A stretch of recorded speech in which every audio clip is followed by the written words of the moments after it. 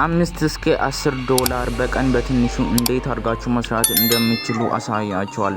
ስለዚህ ስራ በጣም ብዙ ሰዎች በተደጋጋሚ ብለውታል እና ምንም አዲስ ነገር የለውም። እኔ ዛሬ ግን ያመጣላችሁ ምክንያት አዳዲስ ቻሌንጆችን እያመጡ ስለሆነ መከታተል እንዳትረሱ። ይሄ ቻናል አዲስም በመሆኑ ምክንያት ይሄንን ቻናል ሰብስክራይብ እና ላይክ ማድረጋችሁን እንዳትረሱ። የቴሌግራም ቻናል ሊንክ የምታገኙት ዲስክሪፕሽን ላይ አለላችሁ። ከዛ እሱን ስትነኩ ወደዛ አይነት ቦታ ያመጣላችኋል።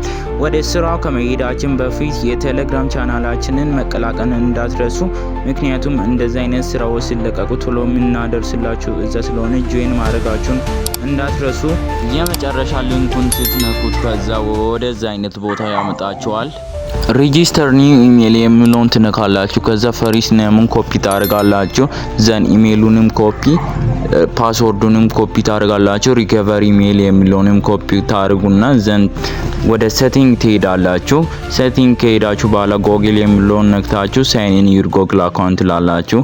ዘን ክሬት አካውንት ሉና ፎር ፐርሰናል ዩዝ የሚለውን ትነካላችሁ። ዘን ወደዚህ አይነት ቦታ ሲያመጣችሁ ኮፒ አድርጋችሁትን ስም ቅድም እዛ ፈሪስት ኔም የሚለው ጋር ፔስት ታደርጉታላችሁ።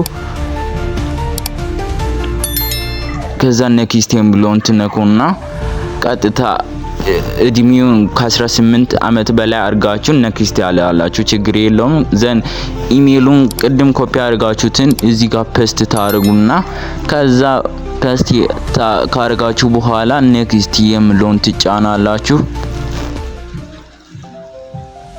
አሁን ደግሞ ወደ ፓስወርዱ ያመጣላን። ፓስወርዱንም ፔስት አድርጋችሁ ኔክስት ትላላችሁ።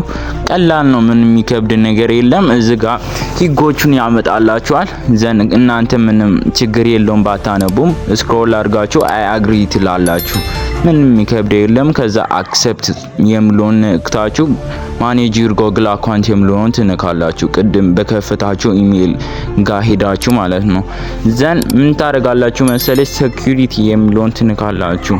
ከዛ ሪከቨሪ ኢሜል የሚለውን ነክታችሁ ቅድም ኮፒ ያደረግነውን ሪከቨሪ ኢሜል የሚለውን ፔስት አድርገን ኔክስት ነው የምንለው። እዚህ ጋር አሁን ሪከቨሪ ኢሜል የሚለው ጋር እናስገባለን። ምንም የሚከብድ ነገር የለም። ሴቭ እናደርጋለን። አሁን ዘን ቬሪፊኬሽን ኮድ ይላችኋል።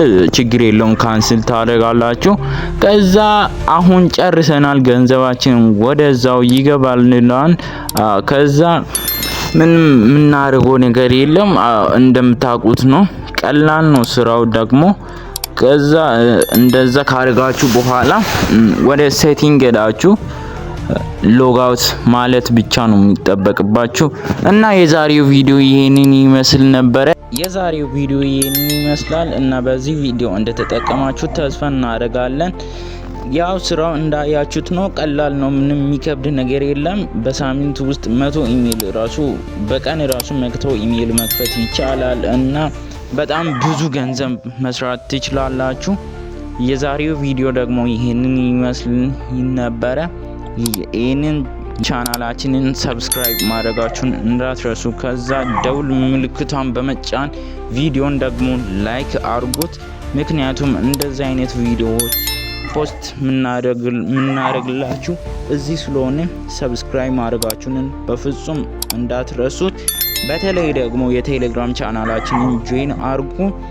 በቀጣይ ቪዲዮ እስክንገናኝ ድረስ ሰላም።